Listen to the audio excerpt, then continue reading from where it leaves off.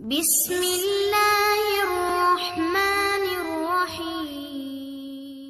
رسول اللہ صلی اللہ علیہ وسلم مدینہ منورہ کے جس راستے سے گزر جاتے تو لوگ اس راستے میں ایسی مہک پاتے کہ پکار اٹھتے کہ ادھر سے اللہ کے رسول صلی اللہ علیہ وسلم کا گزر ہوا ہے۔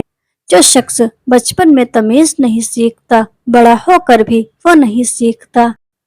کچھ باتیں جن سے اللہ پاک بہت ناراض ہوتے ہیں۔ نمبر 1، اولاد اور خاص کر بیٹی کو گالی دینا۔ نمبر 2، دل میں بغض رکھنا۔ نمبر 3، مہمان کو دیکھ کر منہ بنانا۔ نمبر 4، اذان کے وقت کام میں بزی رہنا۔ نمبر 5، ماں باپ کی عقل کو کوسنا۔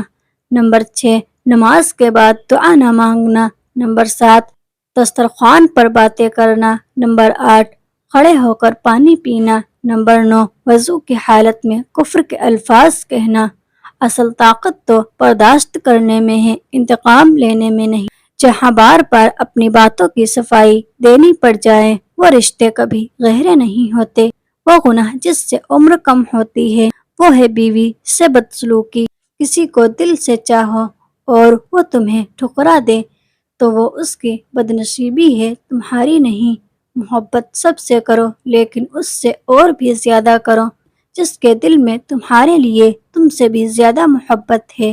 جب بھی دعا مانگو تو اپنی اوقات دیکھ کر نہیں، اپنے رب کی شان دیکھ کر مانگو۔ یا اللہ، تیرے نام سے ہی میں جیتی ہوں اور تیرے نام پر ہی مرتی ہوں۔ کتابیں صرف علم دیتی ہیں اور ہدایت صرف میرا اللہ دیتا ہے۔ بڑے خر اور بڑے دل کا کیا کرنا جب وہ اللہ کے ذکر سے ہی خالی ہوں۔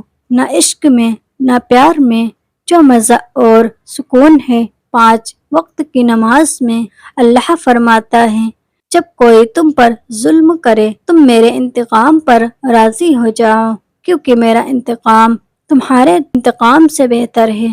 آمین یا رب العالمین۔ جزاک اللہ۔